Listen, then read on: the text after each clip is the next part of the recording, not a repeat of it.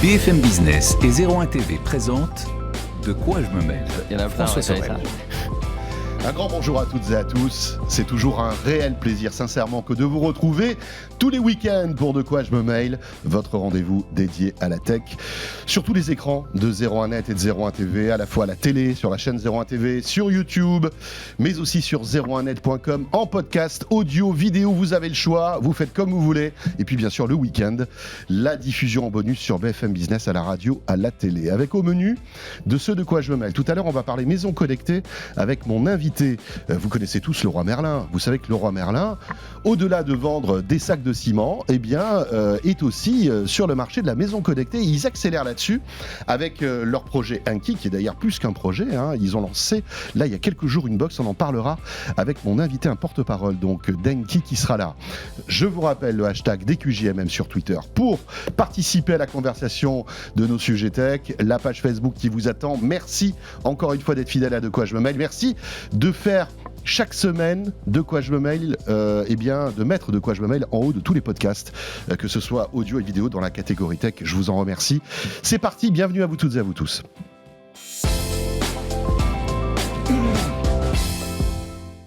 Et pour débuter, bien sûr, c'est le club de la presse IT.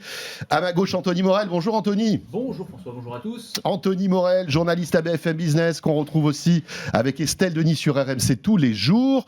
Et puis, bien sûr, à ma droite, c'est Nicolas Lelouch. Bonjour Nicolas. Bonjour François, bonjour Anthony. Salut Nicolas. On va commenter ensemble l'actu tech et on va commencer par le métaverse. Vous savez que c'est un sujet qui nous fascine, alors qui nous fait soit rigoler, soit qui nous fascine en fait. Et cette semaine, c'est Facebook qui a dévoilé, Anthony, un gant haptique pour nous immerger encore plus dans ce métavers. C'est ça. Moi, ça me fascine. Je suis dans le camp team fascine. Moi. Oui, pas de moi problème. aussi. Plutôt dans le camp, je rigole. Voilà, comme ça, on va bien s'entendre. Voilà. Non, mais c'est Moi, tout incroyable. dépend. Des fois, ça me fait rire, des fois, ça me fascine. En fait, je suis un peu des deux côtés.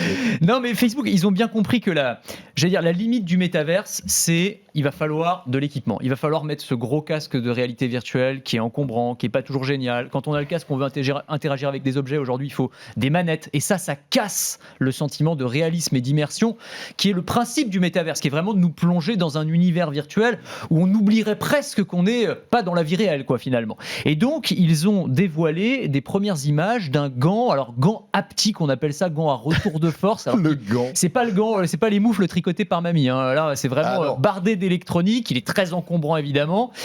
Et c'est un gant qui va en fait vous permettre de toucher, de ressentir physiquement des objets virtuels que vous voyez à l'écran, que vous voyez dans votre casque de réalité virtuelle. Alors, par exemple, dans leur vidéo de démo, ils disent un puzzle genre un Jenga, vous savez, le puzzle en bois, là, eh bien, vous allez, en saisissant, en tendant la main, sentir la pièce de bois sous vos doigts. C'est-à-dire vous sentirez l'angulosité de la pièce, vous sentirez même la structure potentiellement du bois. Si vous imbriquez deux pièces, vous allez avoir le petit clic de satisfaction que vous avez vraiment quand vous résolvez un vrai puzzle. Et puis, voilà, vous pouvez imaginer des touches de piano virtuel, vous allez les sentir sous vos doigts, les cordes d'une guitare, etc., etc.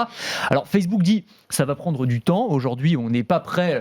Déjà, on a vu la taille du gant. C'est vraiment un truc vraiment maousse avec des fils partout. À l'intérieur, vous avez des actuateurs, donc des micromoteurs qui vont diffuser via des valves de l'air à haute pression. C'est ça qui va créer en fait cette illusion qui va tromper votre cerveau, qui va lui donner la sensation que vous êtes en train de toucher quelque chose. Avec une latence très faible aussi, parce qu'il faut que ça corresponde à ce qu'on voit. Exactement. Donc en termes d'électronique, de miniaturisation, évidemment, tout ça va prendre de microfluidique aussi. Ce sont des choses sur lesquelles ils travaillent, de textiles intelligents.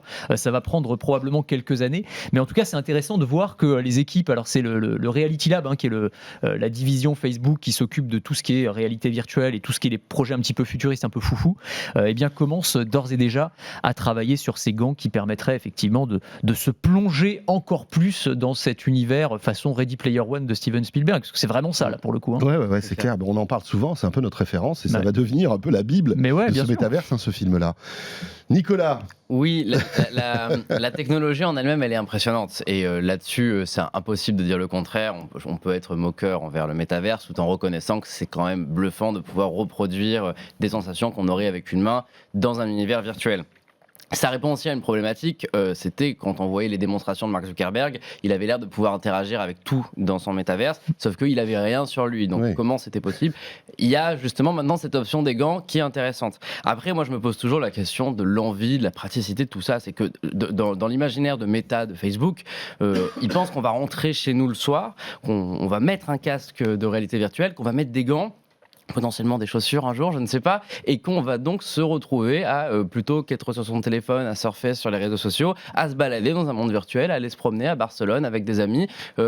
J'ai du mal à imaginer quelqu'un qui rentre du travail et qui a juste une seule envie, c'est de s'équiper de vêtements virtuels comme ça, ultra encombrants, uniquement pour tout ça. Je continue de penser que le métaverse en lui-même est une version trop extrême d'Internet et que ça ne va pas forcément... moi, en tout cas, personnellement, ça ne me donne pas envie uniquement sur des occasions ponctuelles, on va dire. Mais autant ce gant, je trouve, par contre, il aurait un intérêt sur le jeu vidéo. C'est que le jeu vidéo en réalité virtuelle ultra poussé grâce au métaverse, pourquoi pas, bah ça, c'est génial. Mais le jeu vidéo, j'ai envie d'y jouer 1 heure, 2 heures de temps en temps, mais pas tous les soirs. Pas tous les soirs. Mais pourquoi pas tous les soirs ? Mais si, moi je pense que ça dépend en fait des expériences qu'ils vont être capables de nous proposer. Si effectivement c'est juste des petits jeux comme ci comme ça, avoir sa maison virtuelle dans le métaverse, bon. Et s'ils arrivent à trouver des killer apps, des trucs qui font qu'on a réellement envie justement d'y passer des heures, mais avec tous les dangers, je dis pas que c'est bien, hein, mais Oui, ça bien peut comporter des dérives. Mais je dis que l'enjeu stratégique pour Facebook, ça va être ça. C'est vraiment de créer ce sentiment de présence qui fait que, en fait, t'as plus envie de quitter le métaverse, t'as envie d'y passer le plus de temps possible, avec toutes les dérives que ça peut comporter. Mais moi, je pense que ça peut devenir une réalité. C'est-à-dire que si on arrive à augmenter, je pense aussi le niveau de réalisme, parce qu'aujourd'hui, quand on a un casque de réalité virtuelle, bon, les images sont pas quand même extraordinaire. Il faudrait avoir une dose de photoréalisme, avoir au moins la qualité d'image que tu as sur une PlayStation 5 ou un PC assez puissant. Ça viendra. Ça viendra, voilà, exactement. Forcément. La puissance de calcul, forcément, on va Et puis un jour, y on aura arriver. du photoréaliste. On ça, aura c'est du clair. photoréaliste. Et Bien sûr. sur le gant, tu vois, alors effectivement, il y a toujours ce truc où on a un gros casque, on a ces gants qui sont massifs, mais Facebook a dit clairement, nous, ce qu'on veut, c'est avoir une paire de gants qui, à terme, soit une paire de gants souples, quoi, comme celle qu'on porte dans la rue pour se protéger du froid. Les casques, c'est pareil, ils vont devenir beaucoup moins encombrants. On aura aussi des lunettes de réalité virtuelle qui seront un peu aussi un compromis, c'est-à-dire qu'on n'aura plus cette espèce de gros machin, on aura des lunettes qui pourront ressembler à des lunettes normales et qui permettront là encore d'avoir des expériences de virtualité qui vont se superposer au monde réel. Donc moi je pense que ça dépend vraiment des applications qui peuvent nous créer, quoi. Mais en tout cas j'ai bien envie de tester. Ça me donne, oui, c'est vrai que ça donne envie de tester, c'est clair. Évidemment que surtout qu'on arrive à miniaturiser tout ça. C'est clair. C'est sûr que ça va être une étape importante, mais ça donne envie de tester. Ouais, bien sûr. Je reste sceptique, en tout cas, je passe déjà beaucoup de temps sur mon téléphone, je pense que c'est aussi le cas de beaucoup de personnes qui nous écoutent. Il y a de plus en plus de politiques publiques qui essayent de viser justement la réduction de l'addiction au numérique. Est-ce que ça va pas dans le sens non, c'est sûr que ça va l'accélérer, c'est certain. Là, on va pas dans la même Je suis direction. pas forcément convaincu. Direction Séoul maintenant. Ah oui. On reste toujours dans le métaverse, Anthony, avec donc la capitale coréenne, qui va être la première entrée dans le métaverse. C'est ça, Métaverse Séoul, ça va être le nom de la ville de Séoul, mais dans le métaverse, c'est-à-dire qu'ils ont annoncé, c'est les autorités de Séoul qu'ils veulent effectivement créer on va dire une municipalité virtuelle, c'est-à-dire des services municipaux, des services publics qui seraient accessibles via un casque de réalité virtuelle. Par exemple, tu veux déposer une plainte, bah tu vas mettre ton casque, tu vas te retrouver face à un agent municipal sous forme d'avatar et tu vas pouvoir déposer ta plainte. Bon là on va loin aussi, Nicolas, on est d'accord, mais en tout cas, alors bon, on est en Corée du Sud qui est l'un des pays, si ce n'est le pays le plus connecté au monde, donc c'est pas complètement illogique qu'il soit en pointe sur ces sujets-là, mais ça montre bien que voilà, c'est pas seulement les grandes entreprises, les Facebook, les Microsoft, les Epic Games qui veulent nous amener dans le métaverse, ça intéresse aussi maintenant, y compris les municipalités, les États potentiellement. Après, c'est vrai que là, ça me fait rigoler parce que je me dis, mettre un masque de réalité virtuelle pour aller déposer une plainte, ça paraît un peu surréaliste. Mais ce qu'il y a d'intéressant, c'est d'essayer, en fait. D'essayer d'explorer des pistes. Des trucs, peut-être laisser tomber après parce que voilà, ils vont aller trop loin. Mais en tout cas, on se sert de ces outils-là pour voir jusqu'où on peut aller si les gens adoptent en fait cette technologie. Donc pourquoi pas. Non, bien sûr, je te rejoins complètement là-dessus. C'est que c'est bien d'expérimenter et de voir ce qu'on est capable de faire. Après, une nouvelle fois, j'avais un peu l'impression que les tendances dans les pays très connectés, ça allait plus vers les super applications, un peu à la manière de WeChat en Chine, qui permet au final de faire ça, de déposer des plaintes, de prendre rendez-vous avec un conseiller bancaire. Pourquoi ? En fait, je n'arrive pas à voir la plus-value qu'aurait le métaverse par rapport à une super app qui fait tout. Une application gouvernementale qui permet de déposer une plainte depuis son téléphone, qu'est-ce qu'elle fait si, parce que là, t'as un sentiment de présence, tu vas voir quelqu'un. C'est un sentiment. Après, oui, tout à fait. Est-ce que ça me manque vraiment aux gens ? Peut-être qu'il y a des gens, peut-être ça dépend aussi des catégories d'âge et de plein de choses, qui n'aiment pas justement l'aspect inhumain du numérique et pour qui le métaverse pourrait répondre à des problématiques. Mais je suis pas convaincu à titre personnel, peut-être que je me trompe, mais comme toi par contre Anthony, j'ai hâte d'essayer et j'ai hâte d'avoir la possibilité d'avoir un casque et d'aller visiter ce métavers. Et ça va poser aussi une question, c'est celle de l'interopérabilité de ces métavers. Bien sûr, que absolument. Si tout le monde se met à créer son métaverse dans son coin, etc., il y a un moment, ce qui peut être vraiment intéressant, c'est si on arrive à combiner tout ça et avoir une expérience standard en quelque sorte. Exactement, et ça va être un des gros enjeux. Bien sûr. Alors avec qui sera l'acteur qui va standardiser tout ça, voilà, peut-être Facebook. On verra sans doute dans quelques années. On enchaîne avec quelque chose peut-être d'un petit peu plus concret, qui est une énorme actualité qu'on n'a pas vu arriver en plus. C'est du côté d'Apple, qui pour une fois a réussi à garder le secret. Apple va accélérer sur les pièces détachées et permettre en fait à tout le monde de pouvoir réparer son iPhone. Nicolas, c'est une petite révolution. C'est tellement étonnant qu'on a du mal à y croire encore, parce que c'est une annonce qui commencera en 2022 et qui concrètement consiste au lancement d'un nouveau magasin qui s'appellera le Self-Service Repair, donc Apple Self-Service Repair. Et sur ce magasin, vous ne pourrez pas acheter les iPhones, vous ne pourrez pas acheter les Macs, vous pourrez acheter des écrans, des batteries, des haut-parleurs, des appareils photo. Et avec ça, Apple vous livrera des manuels, des tournevis, des outils pour vous expliquer comment faire la réparation vous-même. Et c'est étonnant parce que Apple, c'est une marque quand même qui pendant longtemps a bien compliqué la vie des réparateurs en ajoutant pas mal de choses, de composants, de capteurs qui désactivaient éventuellement par exemple le fonctionnement de Touch ID, de Face ID en fonction après une réparation. Scandale, cette histoire-là. Il y a eu plein de scandales dans le genre. Apple n'autorise que certains revendeurs à effectuer certaines réparations, les autres n'y ont pas le droit, il faut passer des brevets de certification. Et là aujourd'hui, ils disent, leur message il est assez simple, c'est que tout le monde va pouvoir faire ses réparations à la maison, mais pas non plus tout le monde, parce qu'il va falloir une certaine connaissance. Donc l'idée, c'est qu'ils laissent cette possibilité aux gens, tout en pensant que finalement, pas grand monde l'utilisera. Bon, Anthony. Bon, je pense qu'il ne faut pas se voiler la face. Alors, soyons clairs, c'est une vraie avancée. Moi, je trouve que c'est très positif qu'ils permettent ça. Après, donc, en gros, pour qu'on comprenne bien, je pète mon écran de mon iPhone, je vais pouvoir aller dans un Apple Store. Même pas un Apple Store, pas besoin. On commande sur le site. Je commande sur le site, je vais commander donc la pièce originale. Donc, tout à fait. Voilà. Tu auras un petit manuel. J'ai un petit manuel, des petits outils. Exactement. Et on va t'expliquer comment le réparer et faire bricoler toi-même. Alors que jusqu'ici, ce qui est quand même super marrant, c'est que c'est vraiment un virage à 180 degrés. C'est-à-dire que Apple te disait exactement le contraire. Jusqu'ici, c'était ne touchez pas à votre smartphone. Exactement. Et c'est dangereux. Si vous touchez à la batterie, vous allez créer. Mais oui, vous allez générer des incendies, vous allez vous blesser, ne faites surtout pas ça, et si vous le faites, attention, c'est la garantie qui saute. Et maintenant, du jour au lendemain, ils te disent non, mais en fait, ça va, il n'y a pas de souci. Et en fait, pourquoi ? Il faut essayer de comprendre la logique derrière tout ça. En fait, c'est la pression, ils répondent à la pression, ils ne le font pas parce qu'ils sont devenus tout à coup, ils ont eu une sorte de nucléaire, de lucidité et de philanthropie. D'un coup, ils n'ont pas plongé dans le métavers. Voilà, ils sont peut-être que si, mais bon. Ils sont concurrencés par Fairphone qui monte et ils disent non, c'est trop compliqué pour nous, on peut plus. Trop dangereux. Non, mais il faut reconnaître que Fairphone a été précurseur là-dedans. Ils ont peut-être fait bouger l'industrie d'une certaine manière. C'est ça. Ça a pas tellement fonctionné commercialement, mais quand même bravo à eux de ce point de vue-là. Non, mais ce qui s'est passé, c'est qu'il y a une double pression là, sous laquelle est Apple. La pression des régulateurs. C'est-à-dire que de plus en plus, aux États-Unis notamment, ils ont eu un gros coup une grosse soufflante de la FTC, la Fédération anti de problèmes de concurrence, pour dire attention sur la réparabilité. Apple, il y a des soucis, il faudrait s'améliorer.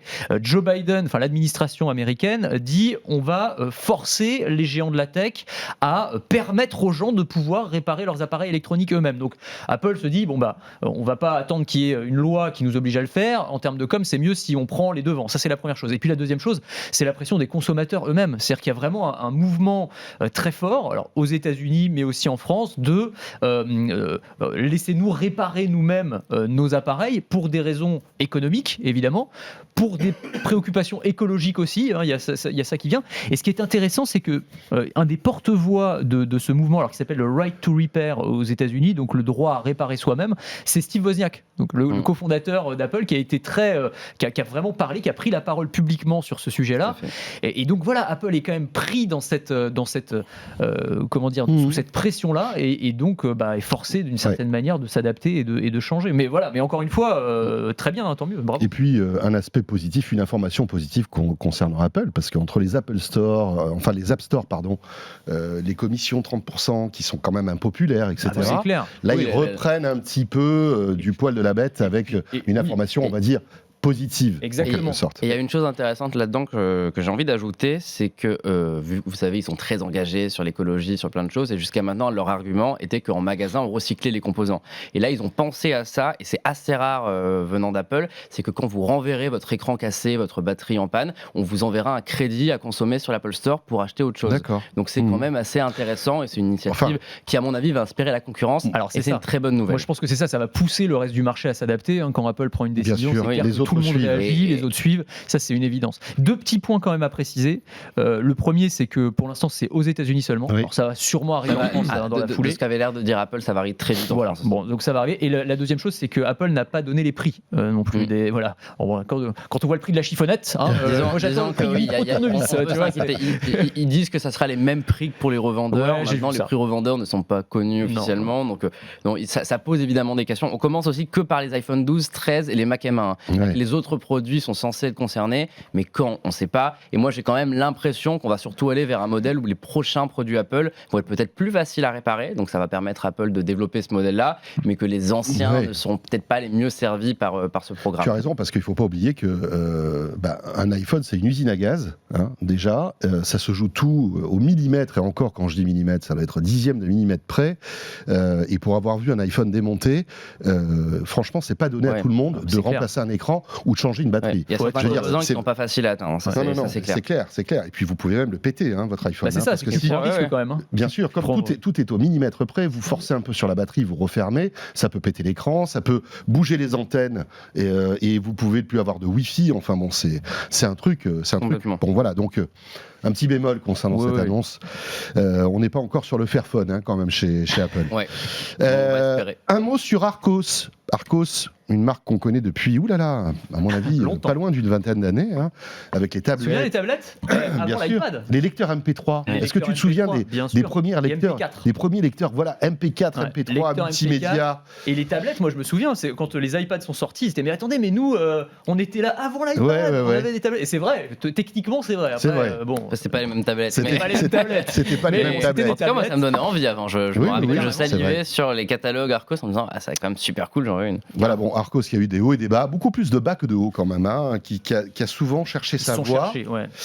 Et là, Anthony et Nicolas, visiblement, ils se lancent dans les objets connectés, mais avec une particularité qui est quasi magique, c'est-à-dire qu'on n'a plus besoin de les recharger, ces objets connectés. C'est fou, c'est-à-dire qu'on va pouvoir recharger son smartphone, sa tablette, son ordinateur portable à distance. Il y a cette citation qui est très connue, vous connaissez sûrement, que j'adore, moi, de Arthur C. Clarke, l'auteur de science-fiction.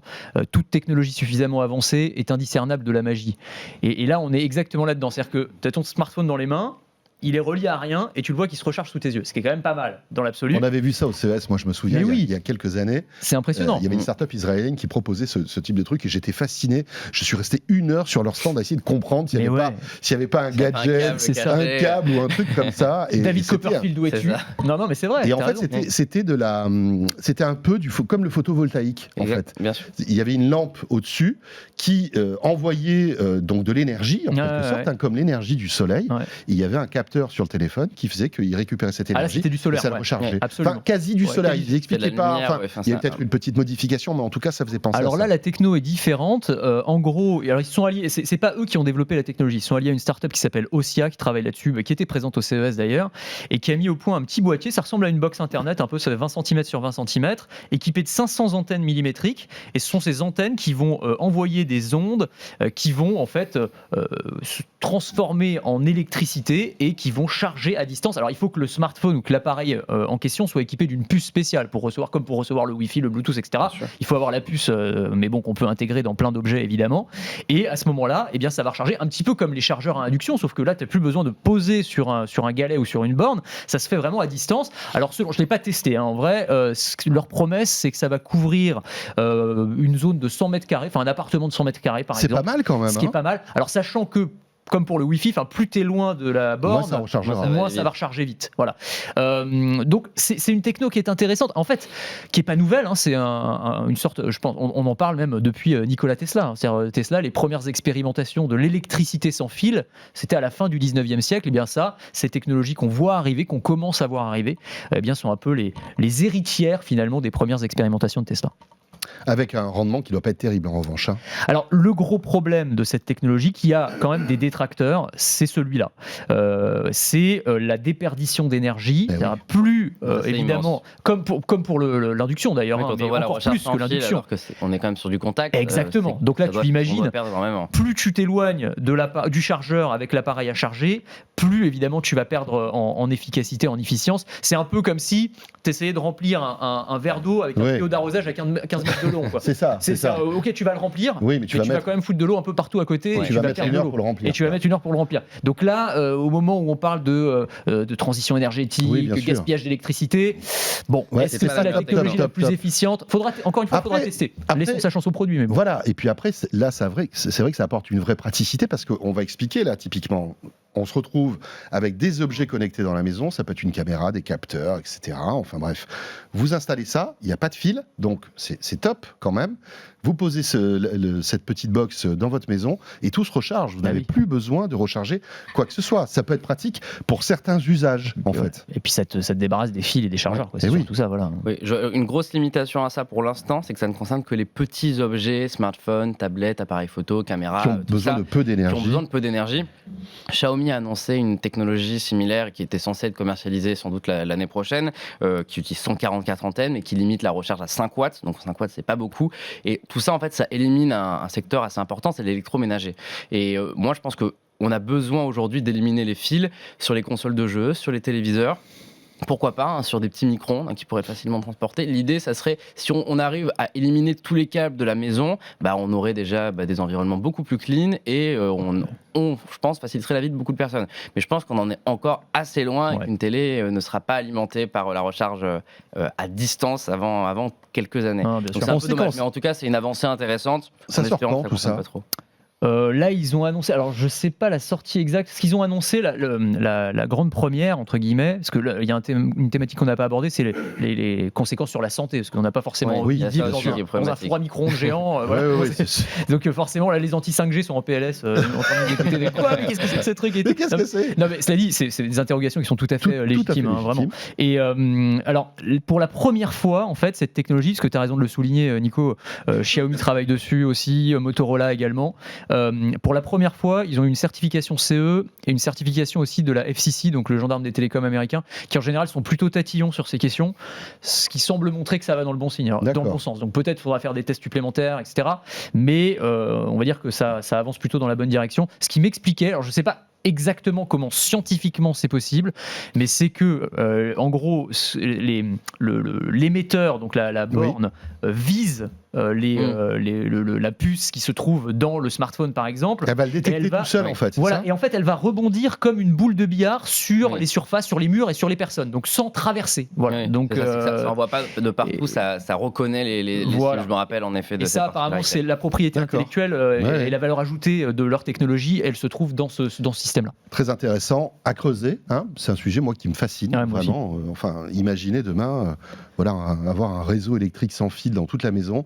Pourquoi pas même dans la vraie vie, dans la nature. Hein. Imaginez demain, à la place de la 5G, vous avez des émetteurs qui vous fournissent de la connectivité et de l'énergie. Ça serait, Il y a plein de génial. révolutionnaire. Pour l'automobile aussi, il y a plein de secteurs sur lesquels ça pourrait être très Là, intéressant. ça serait un truc On en est ça loin serait un truc encore, de dingue. mais bon. De fou. On enchaîne avec un anniversaire. On fête bon anniversaire, joyeux anniversaire à la Xbox de Microsoft. 20 ans pour la Xbox. On se souvient, alors pour les plus anciens d'entre nous, eh bien Pourquoi tu la me tournes première vers moi Xbox. Parce Mais oui, que- je m'en souviens aussi. Ouais. Bah oui, Nicolas, il s'en souvient moins, forcément. Nicolas, t'es pas grand à l'époque. Hein. J'étais petit. sur C'était la tout Xbox. petit, mais franchement, c'était quand même un. Moi, je me souviens très bien de cette période-là. Hein. La première Xbox, c'était une vraie réussite technologique. Et puis surtout, c'était le contrebalancier de la PlayStation. Ah bah exactement, c'était ça. Enfin, tout l'enjeu d'ailleurs pour Microsoft, c'était ça. C'était de concurrencer la PlayStation. Et c'est d'ailleurs ce qui a convaincu Bill Gates d'y aller.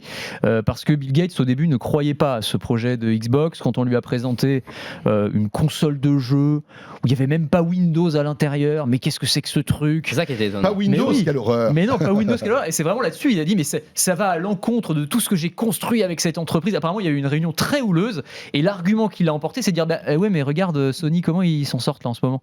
Et c'est apparemment ce qui a convaincu Bill Gates de se lancer, et de lancer cette console qui, comme tu le dis, c'était quand même une petite révolution technologique. Enfin, vraiment, c'était une réussite à l'époque. C'est-à-dire qu'elle se différenciait de ce qui existait jusqu'à présent de plusieurs manières.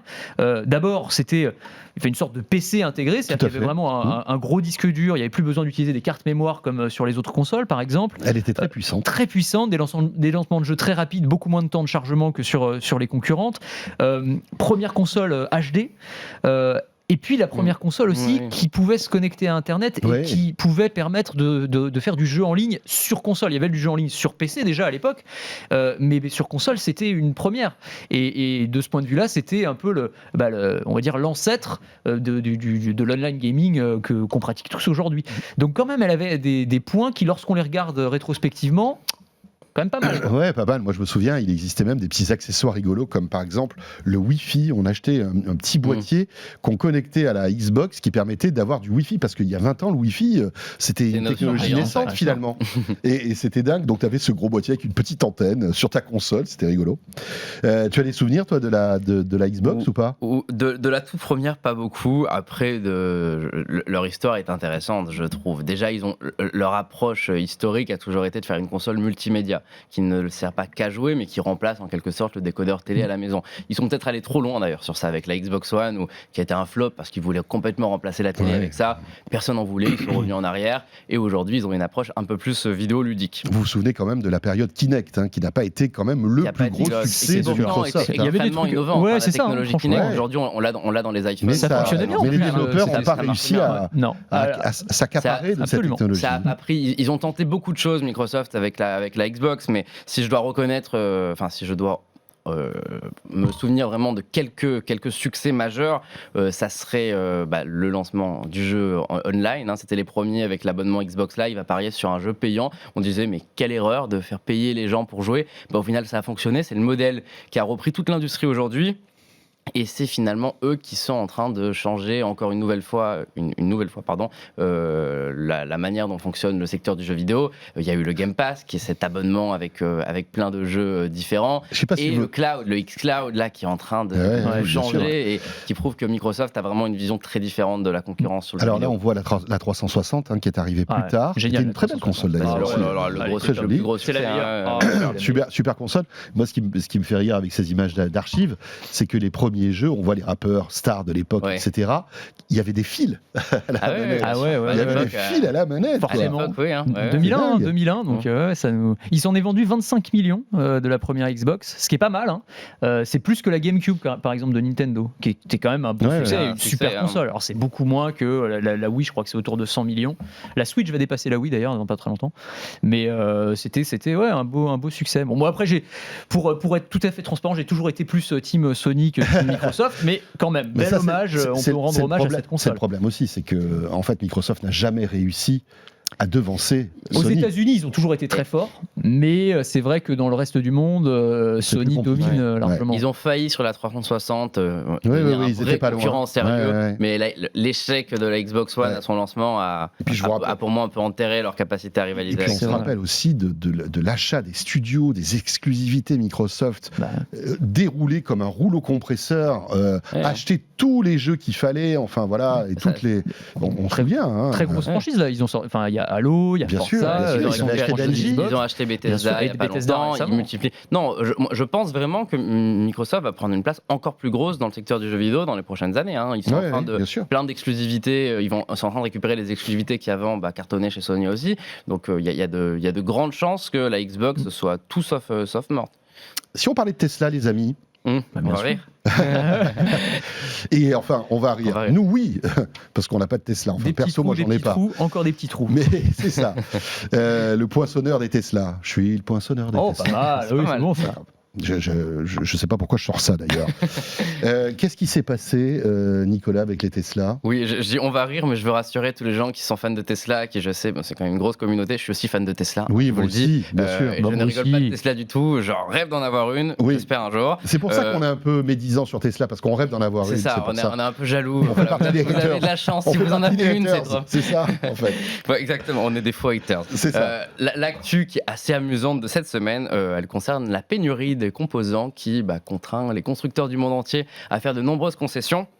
On a vu par exemple chez certaines marques comme BMW la disparition de l'écran tactile du tableau de bord, la disparition de la pédale qui permet d'ajuster l'orientation du siège. Et chez Tesla, on a fait quelque chose de complètement inédit. C'est que normalement, vous avez 2 ports USB-C à l'avant, 2 ports USB-C à l'arrière sur ces voitures. Et bien, il y a des gens qui ont acheté une Model 3 ou une Model Y qui ont eu une Tesla avec des trous à la place des ports. C'est-à-dire que vous avez vraiment le Gars qui châssis dit tiens, je vais habituel. recharger, Et c'est c'est comme cool. ça que les gens ont découvert, c'est ça qui est génial, Ah, c'est que j'adore. Tesla ne les a pas informés de cette absence de pièces, ils leur ont livré la voiture, et on a plein de témoignages sur Reddit, sur des forums spécialisés Tesla, de gens qui disent voilà, j'ai voulu recharger mon téléphone, et il y avait des trous, j'ai rien pu brancher, et finalement Tesla leur dit dès qu'on a la pièce, on vous la mettra, il n'y a pas de souci, mais il n'y a eu aucune communication, et c'est la mauvaise blague pour tous ces gens qui attendaient leur voiture depuis 6 mois, et qui C'est se clair. retrouvent avec une voiture qui ne peuvent C'est pas, qui ne intéressant peut pas parce connecter que- leur téléphone. Tesla était relativement, on va dire, privilégié et protégé de cette pénurie de semi-composants. Et bien même eux, voilà, en Bien sont sûr. victimes. Ouais. Et ils préfèrent sortir une voiture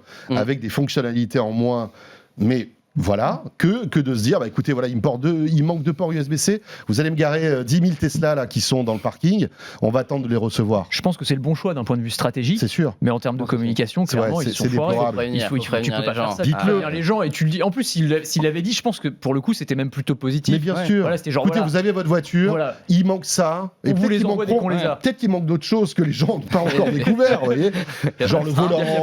Il n'y a pas le frein. Il paraît qu'il y en a même eu qui a eu une Tesla sans batterie. Il avait du mal à Ils sont avancer, Mais il elle est comprenait pas. très légère, Ils sont par contre, super pratique. Non, mais c'est ça. C'est vraiment. Il faut communiquer dans ces cas-là, mais C'est bizarre. c'est marrant parce que c'est vrai qu'ils s'en sont beaucoup mieux sortis que les autres. Enfin, faut rappeler quand même que. Le mois dernier, Tesla Model 3, c'est la voiture la plus vendue en Europe. C'est-à-dire qu'ils ont délivré. je veux C'est dire, impressionnant. C'est ce impressionnant. succès-là, Ils s'en est vendu plus que des Clio, plus que n'importe quelle voiture thermique. Donc ça veut dire que non seulement elles sont très populaires, mais en plus ils arrivent à les délivrer, à les sortir des usines. Mais bon, voilà. Donc s'il manque juste le port USB, bon, c'est pas dramatique. Ouais. S'ils préviennent. Dans un instant, tu vas nous parler de ton masque qui est à côté de toi. Ah oui, Pour tous ceux même qui le sont masque. avec nous en audio ou à la radio, Anthony va chausser dans un instant un masque très étonnant. Mais juste avant, j'aimerais qu'on revienne sur une autre actualité intéressante de Netflix, qui en général est très avare de chiffres sur l'audience en fait de ces séries et de ces films. C'est d'ailleurs assez frustrant parce que quand on voit les classements des séries sur Netflix, on dit est-ce que c'est vrai, est-ce que c'est du fake, est-ce qu'ils poussent pas finalement les produits qu'ils ont envie de pousser. Et bien là, visiblement, un peu comme Apple, changement de stratégie. Oui, il y a un effort de transparence avec le lancement d'un site que vous voyez si vous nous regardez en vidéo qui s'appelle Netflix Top 10 qui permet de consulter chaque semaine, il va être mis à jour tous les mardis, les séries, les films qui ont le plus cartonné pays par pays. Et ce qui est très intéressant là-dedans, c'est qu'il y a une évolution de la méthodologie, de la manière dont Netflix compte justement les séries les plus populaires. Jusqu'à maintenant, ils n'étaient pas clairs. En gros, si vous regardiez 30 secondes d'un épisode, on disait que vous avez vu la série. Ce qui n'était pas forcément vrai. Ouais. Là, maintenant, ils vont comptabiliser le nombre d'heures passées devant le produit. Donc là, on voit par exemple que le film Red Notice, qui a été lancé cette semaine, il y a 148 720 000 heures qui ont été passées devant ce film. Et c'est ce qui lui permet d'être premier dans le monde. On peut aussi compter pays par pays. On peut voir les films anglophones, les films non anglophones. Moi, je vois une seule limite à ça. C'est que dans le classement, j'ai trouvé aucun contenu qui n'est pas produit en exclusivité par Netflix. Donc, je pense que Un hasard, sûrement. ils l'ont pas précisé, mais que c'est que uniquement les le productions classement de leur Netflix. production originale. Ce qui est logique, hein, parce que par exemple, une série comme Friends, qui à mon avis est numéro 1 en France sur beaucoup de secteurs, aux États-Unis, c'est HBO Max qui la diffuse. Donc, est-ce qu'on peut vraiment faire un classement si on parle de productions qui sont pas dispo partout? C'est pas des Donc, classements localisés pour chaque pays. On peut les classements localisés, mais ils mettent que les productions originales dedans. Donc j'ai l'impression que, parce que ça, en fait, il y a plein de comparaisons. On va vous dire en France, la série la plus populaire, c'est un tel, et on va vous dire, et elle aussi la plus populaire dans tous ces pays-là. Mais ça, en fait, ils pourraient pas le faire s'ils prenaient les séries dont ils n'ont pas les droits mondiaux. Donc il y a une limite, hein, il y a un effort de transparence qui est évident, mais ça va pas vous dire que The Office ou que Friends fait mieux que les séries originales Netflix. Il y a une autre limite, je trouve, dans cette méthodologie, c'est que j'arrive pas à comprendre la pertinence de cette métrique du nombre d'heures visionnées, dans le sens où tu as des séries où tu vas avoir 24 épisodes d'une heure, donc forcément tu vas être susceptible de passer beaucoup plus d'heures sur cette série-là, alors que l'autre, il y a 6 épisodes de 45 minutes. C'est vrai que ça biaise quand donc, même. je vois pas en quoi ça peut être pertinent. Les films de 3 heures, du coup, on voit déjà dans le classement film qui sont avantagés. Bah ouais, qu'ils c'est apparaissent logique. plus que les autres. Donc, je veux dire, une métrique pertinente, ce serait de prendre le nombre de foyers qui ont regardé telle ou telle série, le nombre d'épisodes regardés peut-être, mais le temps passé à visionner, ça me paraît quand même un peu Alors, limite. Pierre Thiolien, qui réalise cette émission et qui est juste de l'autre côté de la régie, vient de m'envoyer un SMS pour me dire qu'il y a Jumanji dans le classement, qui n'est pas une production Netflix. Donc, voilà. Alors, je ne Visiblement, sais pas. C'est étonnant. Ouais. Voilà, il s'ouvre à tous les contenus. Parce que C'est bizarre, c'est que intéressant, le mais top on 10 va creuser. affiché sur Netflix.com est différent du top 10 sur ce site. Donc, il y a toutes les productions non originales ont disparu, mais Jumanji, c'est certainement une exception. Donc, je ne sais pas. Je sais qu'il y a un accord d'exclusivité entre Sony et Netflix, donc ça peut expliquer des choses, mais c'est vrai que c'est étonnant. Il faudrait savoir ce qu'il en est exactement. Est-ce qu'il y a Hannibal Lecter dans J'ai croisé Anthony tout à l'heure, j'ai dit, mais qu'est-ce que c'est que ce truc? Alors, si vous êtes avec nous à la radio ou en podcast audio, d'un coup, vous vous dites, qu'est-ce qui se passe? Il a mis sa main devant la bouche. Non. En fait, Anthony s'est chaussé d'un masque assez étonnant. Ouais. C'est le Razer. C'est ça. Alors oui, on était dans les casques de réalité virtuelle tout à l'heure, là on est dans les masques anti-Covid, hein, donc c'est vraiment les deux côtés du visage. Alors, si tu combines les deux, là vraiment c'est le combo parfait. Mais oui, c'est le... Tu veux nous stresser avec la 5e vague qui arrive, en fait, c'est ça? Merci beaucoup. Je te remercie. J'ai plus peur que les autres, la 5e vague. C'est la vague, c'est la grosse vague. Celle-là, faut pas rigoler, je vais rester à la maison. Là, je suis vraiment paré à tout affronter. Alors effectivement, Razer, vous en souvenez peut-être, avait présenté lors du dernier CES un masque de protection. Alors, ils ne le baptisent pas anti-Covid d'ailleurs, parce que techniquement, et c'est important de le noter, il n'a pas été testé contre le Covid. Voilà. Donc, alors c'est un masque N95, donc avec des bonnes capacités de filtration, mais voilà, pour être tout à fait précis, il n'a pas été testé contre le Covid, même si a priori, ça fonctionne aussi contre le Covid. Alors, pour le décrire, effectivement, c'est un mélange entre Hannibal Lecter, Bane dans Batman et la mouche. Il y a Bane, un petit peu, et la mouche, voilà. Donc c'est vraiment ça. Donc en gros, par rapport aux masques textiles ou papier ou chirurgicaux qu'on a aujourd'hui, il y a vraiment une grosse structure en plastique. Tu as 2 gros ventilateurs sur les côtés, et puis tu as le système RGB, c'est-à-dire les petites loupiottes que tu as sur les souris et les claviers rétroéclairés de Razer, et que tu retrouves sur ce masque, alors qu'il donne un look. Bon, écoute, je vais te dire, moi, pour être tout à fait honnête... Tu vois, tout dépend où tu es. Je suis sûr que tu vas en boîte avec ça. Tu arrives, tu te synchronises avec les couleurs et tout qu'il y a sur la piste de danse, c'était nickel. Ah bah oui, ou dans une compétition e-sport, en LAN, tout ça, ça passe nickel. Ouais. Mais par contre, moi, vraiment, je voulais le tester dans le métro en me disant, bon, je vais voir un petit peu comment je me suis dégonflé. C'est-à-dire, je me suis dit, les gens vont me prendre pour... Ils vont me dire, mais c'est quoi, c'est un terroriste, les gars? Non, mais franchement, tu te dis, mais c'est pas possible, tout le monde va me regarder comme un fou. Et effectivement, non, je me suis dit, je vais pas le tester. Alors après, il a quand même des points positifs. C'est que tu as des ventilateurs à l'intérieur, ce qui permet d'éviter les problèmes de buée sur les lunettes. Alors pour les porteurs de lunettes, cool. Ça c'est vrai. C'est génial. Vrai. Nous, on est vraiment visés. Super bien. Ça, de ce point de vue-là, ça fonctionne bien. Il est transparent aussi, donc tu peux voir le visage et le sourire de ton interlocuteur. Qui est un peu déformé quand même. Hein, oui, dans l'ensemble. Et c'est assez sombre. En tout cas, de là où je suis. C'est vrai. Même si c'est éclairé par les petites loupiottes, mais enfin bon, c'est pas forcément idéal. Mais voilà, le gros point négatif, c'est quand même le look de ce masque, qui coûte une centaine d'euros et qui est en rupture de stock totale. C'est-à-dire qu'il y a beaucoup de demandes. Est-ce qu'il te sert pas trop les petites ficelles, te sert pas trop les oreilles? Parce que j'ai l'impression que ça te déforme un peu les oreilles aussi. Non, alors c'est peut-être moi qui l'ai mal mis, parce que normalement tu mets un petit peu plus haut. Donc Ah, ça voilà, va. c'est Non, ça, c'est moi d'accord. qui l'avais mal mis. Par contre, c'est vrai qu'il est, forcément, vu sa structure, il est plus lourd qu'un Oui, masque oui. classique. Et donc du coup, c'est quand même Au bout d'un un moment, peu t'as un encombrant. torticolis, quoi. Ouais, c'est ça. C'est pas bien. Mais je trouve que c'est intéressant. Au-delà du gadget, Oui, bien c'est sûr. le côté. Toutes les grands groupes high-tech là sont en train de s'emparer en fait de Ouais, ces c'est masques clair. anti-Covid. Razer, c'est le cas. LG en avait présenté un Oui, oui, également. Il y a aussi, je sais plus quel chanteur qui avait. Will.i.am aussi, qui est aussi un Ah entrepreneur. oui, c'est vrai. Qui avait lancé un masque qui était un peu Il a toujours l'iPhone du d'excellentes masque. idées. Ouais, et à mon avis, il va bientôt débouler dans le métaverse. Lui. Ah bah, Je sais c'est pas clair. ce que vous en pensez. Il y a des chances Cela dit, ça qu'il fait 20 ans qu'il doit être dans le métaverse. Hein. Probablement, je pense. Avec Kanye West. Top. Merci beaucoup à tous les deux. Merci Nicolas, Merci François. journaliste à 01net.com, et puis Anthony Morel, que vous êtes très nombreux à apprécier dans De quoi je me mail. Visiblement, on a merci des petits, beaucoup, on a des petits moi, messages, tout comme Nicolas d'ailleurs C'est aussi. adorable. On revient dans un instant, la suite de quoi je me mail, avec un focus sur Anki, qui est la branche maison connectée de... Leroy Merlin. Bravo. Même avec son masque, il est toujours pertinent, Anthony. C'est formidable. À tout de suite. Merci d'être là. De quoi je me mêle sur BFM Business et 01 TV.